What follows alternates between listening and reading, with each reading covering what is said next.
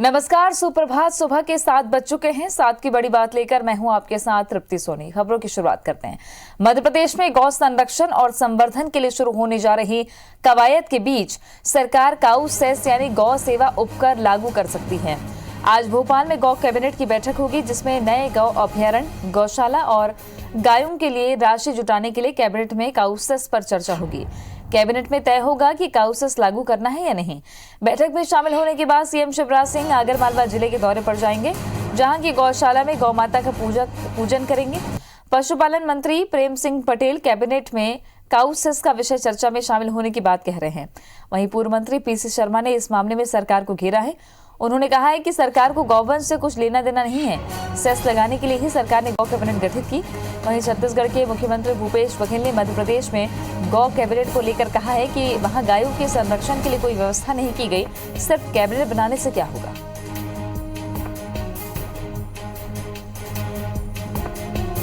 तो ये जो होने जा रही है अच्छाई के लिए होने जा रही है और अच्छा काम होगा। शाम तक आप लोगों को सबको मालूम पड़ जाएगा कि क्या किया गया है, क्योंकि माननीय मुख्यमंत्री जी अच्छा काम करना चाहते हैं और अच्छा काम करेंगे, जनता खुश रहेगी। कैबिनेट बनाई इसलिए कि इससे गो टैक्स लगा के खजाना भरें। तो कुल मिला के ये सरकार चलाने के लिए जो पूरी ध्वस्त हो चुकी है सरकार, पैसा कहाँ से लाए, उसमें नए नए कैबिनेट बना रहे हैं और नए नए टैक्स लगा रहे हैं।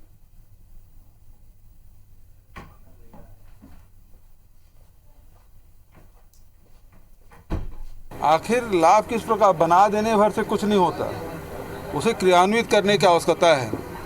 और कैसे पशुधन को लाभ मिले, पशुपालकों को लाभ मिले, यदि उन्हें समझ नहीं आता, आज तक केवल गौ के नाम से वोट मांगते रहे, नहीं समझ आता, तो छत्तीसगढ़ आ जाएं और यहाँ देखें। राकेश चतुर्वेदी जुड़ गए हैं ज्यादा जानकारी के साथ में। राकेश, गौ कैबिनेट की पहली बैठक आज, एजेंडे क्या तय हैं और साथ ही सियासत भी लगातार जारी है इस पूरे मुद्दे पर? देखिए, बिल्कुल गो कैबिनेट की बात करें, पहले कैबिनेट आगरमालवा जिले के गो अभ्यारण्य में होना थी, जहां की सीएम कैबिनेट के बाद पहुंचेंगे, लेकिन बाद में फैसला लिया गया कि कैबिनेट राजधानी भोपाल में ही होगी, मंत्रालय में ही होगी। और कैबिनेट में जो मुख्य रूप से फोकस बात को लेकर किया जाएगा कि मध्य प्रदेश में टोटल गायों को लेकर समीक्षा की जाएगी। इस बात पर भी जोर दिया जाएगा कि गौशालाएं निर्माण के लिए और क्या कदम उठाने चाहिए। इसके साथ ही नए गो अभ्यारण्य के काफी फैसला इस कैबिनेट में हो सकता है। और जो सबसे अहम जिसकी नजर रखी हुई है वो है काऊ सेस को लेकर है।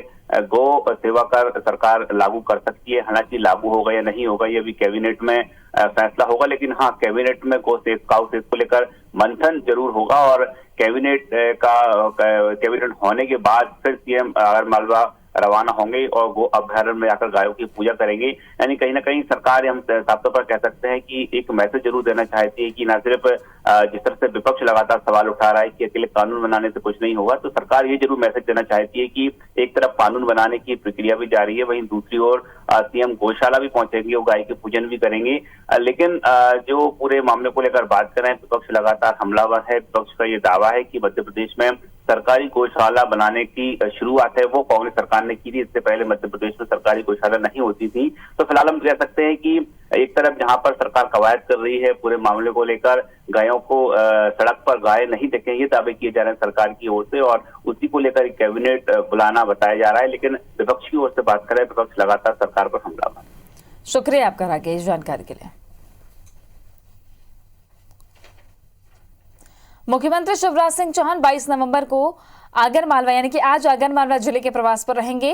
हेलीकॉप्टर से भोपाल से दोपहर 1:30 बजे सालरिया गौ अभ्यारण्य सुसनेर जाएंगे। वहां आयोजित कार्यक्रम में शामिल होंगे। कार्यक्रम में पशुपालन विभाग और पंचायत विभाग के मंत्री शामिल होंगे। कार्यक्रम को लेकर 2 हेलीपैड बनाए गए हैं। सीएम शिवराज शाम 5 बजे हेलीकॉप्टर से भोपाल जाएंगे।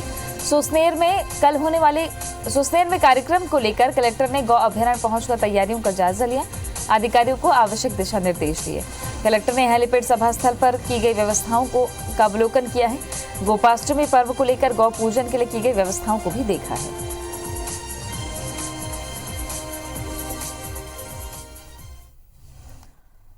छत्तीसगढ़ में कानून व्यवस्था की समीक्षा को लेकर आज बड़ी बैठक होने जा रही है। गृह मंत्री ताम्रध्वज साहू प्रदेश में बढ़ रहे अपराधों को लेकर पुलिस विभाग के आला अधिकारियों की बैठक लेंगे। ये बैठक आज सुबह 11 बजे से वीडियो कॉन्फ्रेंसिंग के जरिए होगी। बैठक में प्रदेश के सभी संभाग के आईजी इंटेलिजेंस और सभी जिलों के एसपी शामिल होंगे। बैठक को लेकर कैबिनेट मंत्री रविंद्र चौबे का कहना है कि मुख्यमंत्री के संज्ञान पर यह बैठक बुलाई जा रही है। इसमें क्या कुछ निकल कर आएगा, समीक्षा के बाद गृह मंत्री खुद ब्रीफ करेंगे। बता दें कि रायपुर समेत प्रदेश में पिछले कुछ दिनों में अपराध बढ़ गए हैं और इसे लेकर बीजेपी लगातार सरकार को घेर रही है। नेता प्रतिपक्ष धर्मलाल कौशिक का कहना है कि छत्तीसगढ़ अशांति का टापू बन गया है, जहां लोग अपने आप को सुरक्षित महसूस नहीं कर पा रहे हैं। हालात साल 2000 से लेकर 2003 जैसे हो गए। कि माननीय गृह मंत्री जी कल इसकी पूरी समीक्षा करेंगे, तो उसके बाद उनसे आप चर्चा करेंगे तो सारी बातें आ जाएंगी। लेकिन संज्ञान लेकर के माननीय मुख्यमंत्री जी के निर्देश पे माननीय गृह मंत्री जी कल विस्तृत समीक्षा करने वाले हैं। प्रदेश में कानून व्यवस्था की स्थिति बद से बदहाल होती जा रही है। अब लगने लगा है कि ये शांति का टापू नहीं, बल्कि जिस प्रकार से हत्याओं का जो दौर चल रहा है, ये अशांति के टापू बनने जा रही है। तो अपराधों को लेकर आज समीक्षा बैठक की जा रही है। सुबह 11 बजे गृह मंत्री ताम्रध्वज साहू तमाम आला पुलिस अफसरों के साथ बैठकर समीक्षा करेंगे। बीते दिनों देखा जाए तो लगातार अपराधों का ग्राफ बढ़ता जा रहा है और पुलिस की कार्यप्रणाली पर भी कई बार सवाल उठते थे, लेकिन अब पुलिस भी तत्परता से कई केसेस में काम कर रही है। राजेश मिश्रा हमारे सहयोगी ज्यादा जानकारी के साथ जुड़ गए हैं। राजेश, अपराधों की समीक्षा, कहां तक केस पहुंचा, कहां तक केस को सुलझाया गया, इसको लेकर एक बड़ी बैठक आज गृह मंत्री करने जा रहे हैं। इस बैठक का मुख्य एजेंडा क्या रहने वाला है? इसके अलावा देखा जाए तो सबसे ज्यादा राजधानी में अपराध का ग्राफ बढ़ता देखा गया। जी बिल्कुल, जिस तरह से पिछली अगर हम 10-15 दिनों की बात करें तो आधा दर्जन से अधिक हत्याएं तो राजधानी में हो चुकी है। पूरे प्रदेश का भी लगभग यही हाल है। लगातार चाकूबाजी की घटनाएं हो रही है और लूटपाट की घटनाएं हो रही है। लगातार अपराधों की संख्या में लगातार वृद्धि होती जा रही है। महिलाओं से संबंधित अपराध भी लगातार होते जा रहे हैं। तो इसको लेकर पुलिस की चिंता जो है वो बढ़ चुकी है। और इसके अलावा ये भी देखा जाए तो हमने 2 दिन पहले एक खबर भी दिखाई थी कि पिछले 10 महीने में 3500 लोगों की सड़क दुर्घटनाओं में भी मौत हुई है। तो लोग लगातार ट्रैफिक नियमों का उल्लंघन भी कर रहे हैं। अपराधों का आंकड़ा एक साइड से बढ़ते जा रहा है, ट्रैफिक नियमों का उल्लंघन की बात सामने में आ रही है। ये तमाम चीज़ों को लेकर पुलिस विभाग चिंतित में है और निश्चित रूप से गृह मंत्री ने भी इसको संज्ञान में लिया है और आज उसको लेकर एक बैठक यहाँ पर कर रहे हैं। 11 बजे ये बैठक उनके निवास में शुरू होगी, जिसमें प्रदेश के सभी आईजीज को इकट्ठा किया जाएगा। एसपी यहाँ पर मौजूद रहेंगे, गुप्त वार्ता के अफसर यहाँ पर मौजूद रहेंगे और इस बात की समीक्षा की जाएगी कि आखिर क्या वजह है कि अचानक राजधानी सहित पूरे प्रदेश में अपराध का आंकड़ा जो बढ़ चुका है। हत्याएं रोज हो रही है, लूटपाट की घटनाएं हो रही है और चाकूबाजी की घटनाएं हो रही है और नशे का कारोबार तो हम कई समय से चला रहे हैं कि छत्तीसगढ़ जो है उसमें नशे का कारोबार भी फल फूल रहा है। और पिछले कुछ दिनों से जिस तरह से नशे का सामग्री बन रही लगातार यहाँ पर बरामद की जा रही है, पकड़ी जा रही है, उससे ये भी साबित होता है। तो इन तमाम चीज़ों की आखिर समीक्षा की जाएगी और ये पता लगाने की कोशिश की जाएगी कि आखिर ये घटनाएं अभी अचानक क्यों बढ़ी हुई है और इसको रोकने के लिए पुलिस क्या किस तरह से कार्रवाई कर रही थी। इन तमाम मुद्दों को लेकर ये बैठक आज सुबह 11 बजे गृह मंत्री के निवास में होगी। इसके अलावा अपराध में की चिंता जाहिर करते हुए बैठक तो होगी, उसको लेकर दिशा निर्देश भी दिए जाएंगे। इसके अलावा ये भी देखा जा रहा है कि कोरोना के जो मामले हैं वो पिछले कुछ दिनों से लगातार बढ़ते जा रहे हैं और इसको लेकर एक बड़ा सख्त निर्देश भी यहाँ पे जारी किया गया है कि बिना मास्क के अगर कोई घूमेगा या सड़क पर सार्वजनिक स्थान पर थूकते पाया जाएगा या गाइडलाइन का कोई पालन नहीं किया जाएगा तो उसके खिलाफ सख्त से सख्त कार्रवाई की जाएगी। इसके अलावा 1 दिसंबर से धान की खरीदी की जानी है और उसको लेकर दूसरे राज्यों से धान यहाँ पर ना आए बिकने के लिए, जैसे कि लगातार इस बात की है कि दूसरे राज्यों से धान आके यहाँ बेचा जा सकता है। तो इन दोनों चीजों पर भी किस तरह से नियंत्रण किया जाए, तो इन तमाम मुद्दों को लेकर गृह मंत्री आज यहाँ बैठक लेने वाले हैं। वीडियो कॉन्फ्रेंसिंग के जरिए बैठक होगी और निश्चित रूप से कोई कड़ा दिशा निर्देश अधिकारियों को यहाँ पर दे सकते हैं। जी नजर बनाए रखिएगा। राजेश, शुक्रिया आपका जानकारी के लिए। इधर मुख्यमंत्री भूपेश बघेल ने एमपी में लव जिहाद कानून को लेकर की जा रही तैयारी पर तंज कसा है। उन्होंने कहा है कि कुछ लोग शादी कर रहे हैं, उसे लेकर कानून बनाया जा रहा है। सीएम भूपेश बघेल ने सवाल किया कि बीजेपी नेताओं पर लव जिहाद लागू हुआ क्या और क्या ये सुब्रमण्यम स्वामी या मुरली मनोहर जोशी के परिवार पर भी लागू होगा। बढ़िया है, लेकिन सवाल इस बात का है कि भाजपा के नेताओं से मैं पूछना चाहूँगा कि जो भाजपा के नेता है उसके परिवार के लोगों ने अन्य धर्म के लोगों के साथ जो विवाह किए हैं वो लव जिहाद के दायरे में आता है कि नहीं आता है। वाहवाही लूटने के चक्कर में झाबुआ सांसद गुमान सिंह डामोर मर्यादा भूल बैठे। उन्होंने भरे मंच से ठेकेदार को उल्टा लटकाने की धमकी दे डाली। उन्होंने धमकाते हुए कहा कि अगर काम जल्द पूरा नहीं करता है तो उसका कॉन्ट्रैक्ट टर्मिनेट करो। दरअसल गुमान सिंह डामोर नल जल योजना के तहत सड़कों की मरम्मत के मामले में अधिकारी से फोन पर बात कर रहे थे। प्रधानमंत्री आवास योजना के कार्यक्रम में शिरकत करने पेटलावद पहुंचे सांसद ने पहले संबंधित विभाग के अधिकारी को फोन लगाया और समय पर काम पूरा नहीं करने पर ठेकेदार के खिलाफ कार्रवाई के निर्देश दिए, लेकिन निर्देश देते देते वो भाषा की मर्यादा भूल बैठे। सांसद के साथ पूर्व विधायक निर्मला भूरिया, नगर पंचायत परिषद पेटलावद के अध्यक्ष मनोहर भटेवरा समेत कई बीजेपी नेता मौजूद रहे। बता दें कि पहले भी रतलाम जिले में ग्रामीणों से भद्रता का आरोप सांसद गुमान सिंह डामोर पर लग चुका है। वो पेटलावद का कौन ठेकेदार है? उसको बोलना कि यहाँ आके तत्काल काम करे, मैं उल्टा लटका दूंगा उसको फिर। और कब आओगे तुम इधर निरीक्षण उसको ले? नहीं 23-24 को बताओ, आप आइए 27 तारीख को और मेरे साथ यहाँ का निरीक्षण करिए। 27 तारीख को यहाँ रोड मुझे पड़ा है सब। 27 तारीख को हमको सड़कें बनवानी है यहाँ की। आप 27 को लेके आइए और उसको टाइट करिए। यहाँ पेटलावद में लापरवाही नहीं करेंगे तो उसका टर्मिनेट करो फिर कॉन्ट्रैक्ट। ठीक।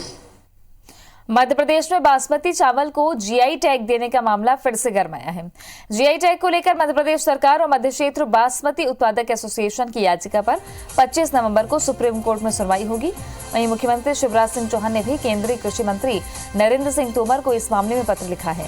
बता दें कि कोर्ट ने मध्य प्रदेश के संबंध में पिछले सुनवाई में मद्रास हाईकोर्ट से 17 फरवरी 2016 के प्रोटेक्शन ऑर्डर को कायम रखा था। इस ऑर्डर में कहा गया था कि एसएलपी पर जब तक अंतिम फैसला न आ जाए तब तक मध्य प्रदेश के बासमती को लेकर कोई प्रतिकूल कार्रवाई न की जाए, यानी निर्यात बंद किए जाने को लेकर कोई निर्णय न लिया जाए। बता दें कि जीआई टैग को लेकर सबसे मुख्य वजह बासमती धान का समर्थन मूल्य से कम पर बिकना बताया जा रहा है।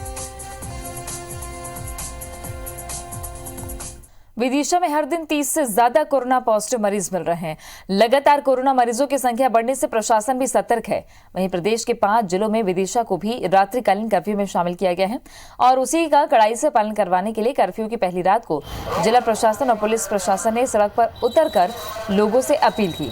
दरअसल 21 नवंबर रात 10 बजे से लेकर सुबह 5 बजे तक कर्फ्यू लागू है। इसी को लेकर प्रशासन अपील के साथ चेतावनी भी दे रहा है। प्रशासन ने कोताही बरतने पर जुर्माने की चेतावनी दी, साथ ही बिना मास्क के घूमने वालों पर भी जुर्माना लगाया जा रहा है। यही नहीं, मास्क नहीं पहनने वालों पर कार्रवाई करते हुए प्रशासन ने 8,000 रुपए से ज्यादा का चालान काटा है। में रात की कानून कर्फ्यू लगाया गया है माननीय कलेक्टर महोदय द्वारा, उसका पालन कराने के लिए हमारी ड्यूटी अमल लगाएगी जी। हम बाजार में घूम के लोगों को ये बता रहे हैं जी 10 बजे से पहले अपनी दुकानें बंद करके अपने घर पहुँच जाए, क्योंकि ये कोरोना का जो खतरा है इससे बचने के लिए हमें खुद भी सतर्क रहना चाहिए और जो भी नियम कानून सरकार की देगी उसका पालन करना चाहिए। उसका पालन कराने के लिए हम लोग रात में घूम रहे हैं। इंदौर के रेसिडेंसी कोठी में क्राइसिस मैनेजमेंट की बैठक आयोजित की गई, जिसमें सांसद, विधायक समेत समस्त जनप्रतिनिधि और इंदौर कलेक्टर, डीआईजी और निगम आयुक्त बैठक में मौजूद रहे। शहर में तेजी से बढ़ रहे कोरोना संक्रमण को लेकर क्राइसिस मैनेजमेंट की बैठक आयोजित की गई। इंदौर कलेक्टर के मुताबिक सभी जनप्रतिनिधियों ने अपने सुझाव दिए हैं, जिन्हें एक प्रारूप के तौर पर तैयार कर भोपाल भेजा जाएगा और वहीं से अंतिम फैसला लिया जाएगा। क्योंकि शादी और मांगलिक कार्यक्रमों का ये समय है, ऐसे में संख्या में कमी लाने की जरूरत है और गार्डन संख्या के मुताबिक 2 गुना बड़ा होना जरूरी है। वहीं उनके कैटरिंग मैनेजमेंट करने वालों को समय में कुछ रियायत दी जा सकती है। औद्योगिक यूनिट नियमों के अनुसार संचालित होते रहेंगे। शाम 10 से लेकर सुबह 6 बजे तक का नियमित कर्फ्यू लागू रहेगा। शादियों में संख्या निर्धारित की जाएगी और अभी तक सच जो हॉल्स का जो अभी इस समय तक चल रहा था कि हॉल्स में 50% और खुले एरिया में सोशल डिस्टेंसिंग रखते हुए जो संख्या निर्धारण किया जा रहा था उसमें संख्या ज़्यादा आती थी, पर अब जो वर्तमान परिस्थितियाँ हैं इसमें संख्या फ्रीज करनी होगी, कम संख्या करनी होगी। संख्या कितनी होगी वो गवर्नमेंट से अप्रूव होकर आएगा तो उसके बाद आदेश जारी करेंगे, उसमें स्पष्ट हो जाएगा सभी। खरगोन से एक तस्वीर आई है जहां प्याज से भरा ट्रक जल गया। पूरे तरीके से ये ट्रक जलता हुआ नजर आ रहा है। मुंबई आगरा हाईवे पर ट्रक में आग लग गई। दमकल के गाड़ियों ने आग पर काबू पा लिया है। इंदौर की ओर से ये ट्रक आ रहा था। महेश्वर थाना क्षेत्र की घटना, जहां अचानक ट्रक में आग लग गई। ट्रक में प्याज भरा हुआ था। आगरा हाईवे पर ट्रक में आग लगी। दमकल के वाहन ने आग पर काबू पा लिया है। इंदौर की ओर से ये ट्रक आ रहा था।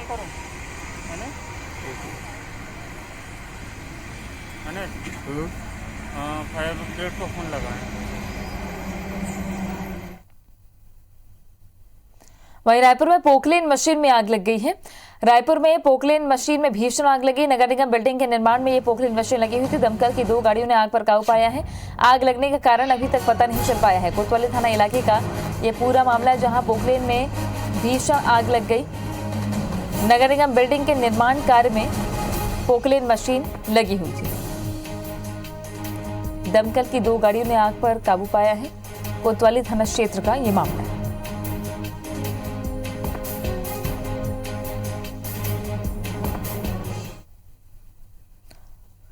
राजधानी रायपुर के खमतराई थाना क्षेत्र में चोर की इतनी बेरहमी से पिटाई की गई कि उसकी जान चली गई। पुलिस से मिली जानकारी के मुताबिक ट्रक चालक और हेल्पर ने सिलतरा के पास से ट्रक में चोरी करने आए 4 युवकों में से एक युवक को धर दबोचा और उसकी बेदम पिटाई की। चोर जैकेट और मोबाइल चुराने की कोशिश कर रहे थे। इसी बीच चालक ट्रक को लेकर रामभाटा क्षेत्र के ट्रांसपोर्ट नगर की पार्किंग नंबर 6 पहुंचा, जहां लोगों ने चोर की नाजुक हालत और शरीर से खून निकलता देख चोर को पुलिस के हवाले करने कहा, लेकिन चालक और हेल्पर ने बात नहीं मानी, जिसके कुछ ही देर बाद ट्रक के डाले में बैठे चोर की मौत हो गई और आरोपी ट्रक छोड़कर मौके से फरार हो गए। पुलिस से सूचना मिलते ही आरोपियों की तलाश शुरू की और ट्रक चालक दीपक कुमार सिंह और हेल्पर उमेश कुमार यादव को गिरफ्तार कर उनके खिलाफ हत्या का मामला दर्ज किया है। दोनों ही आरोपी झारखंड के धनबाद जिले के निवासी हैं।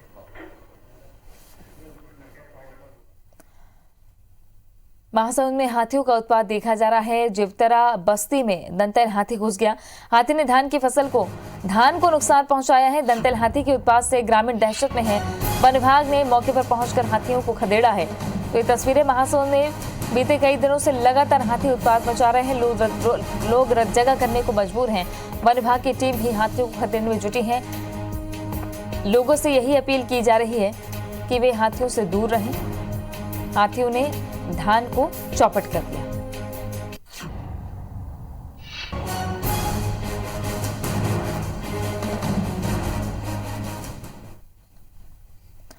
छत्तीसगढ़ हाईकोर्ट ने माना है कि मोटर दुर्घटना दावा प्रकरण में मुआवजे की गणना आर्थिक क्षति के आधार पर होनी चाहिए।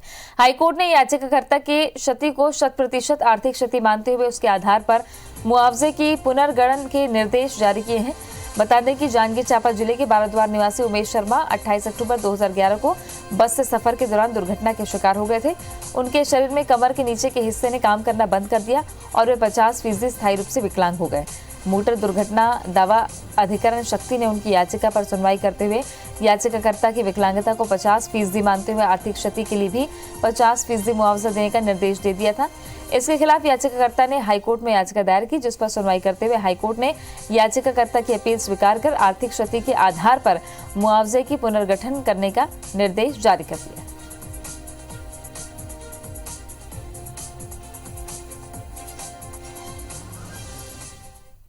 राजधानी रायपुर में अच्छी क्वालिटी के कोयले को घटिया क्वालिटी के कोयले से बदलकर धोखाधड़ी करने के मामले में मास्टरमाइंड अभी तक फरार है। पुलिस अभी तक पूरे रैकेट की छोटी मछलियों को गिरफ्तार कर खुद की पीठ थपथपाती नजर आ रही है, जबकि गिरोह का मास्टरमाइंड प्रीतम सरदार और यार्ड को किराए पर लेने वाले सरफराज को बचाया जा रहा है। पुलिस ने इस मामले में अब तक यार्ड के असल मालिक आमिर अली और रईस अहमद समेत कुल 10 आरोपियों को गिरफ्तार कर जेल भेजा है, लेकिन सरगना को पकड़ने में वो नाकाम है। सूत्रों के मुताबिक इस हेराफेरी में कई बड़े नामों के सामने आने के डर से फरार मास्टरमाइंड प्रीतम सरदार और सरफराज के गुर्गे पुलिस से मिलीभगत की कोशिश कर रहे हैं। चर्चा ये भी है कि शातिर आरोपियों को बचाने के लिए मोटी रकम का लेन देन भी हुआ है। हालांकि पुलिस दावा कर रही है कि वो आरोपियों के सभी संभावित ठिकानों पर लगातार दबिश दे रही है, लेकिन अभी तक पुलिस के हाथ सरगना नहीं आए।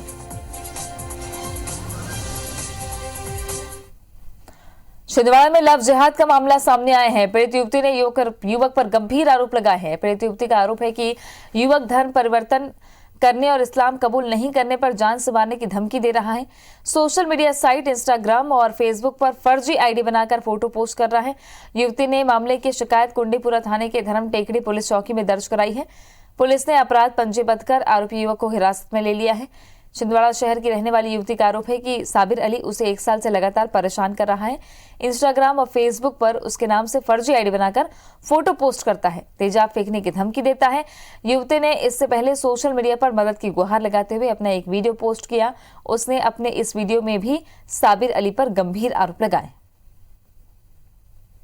साबिर अली नाम का लड़का मेरे को ब्लैकमेल करता है, बोलता है मैं तुझे जान से मार दूंगा। फेसबुक में, इंस्टाग्राम में मेरे नाम की फर्जी आईडी बनाता है और मेरी फोटोज पोस्ट करता है दूंगा और धर्म परिवर्तन के लिए बोलता है इस्लाम कबूल कर ले और मेरे से शादी कर ले, और ऐसा नहीं किया तो मैं तुझे जान से मार दूंगा।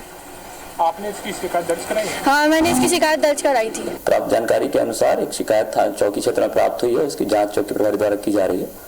जांच में जो भी तथ्य पुष्टि होगी उसके आधार अनुसार वैधानिक कार्रवाई की जा रही है। साथ की बड़ी बात में आज के लिए बस इतना ही। आगे देखिए छत्तीसगढ़ के रंग।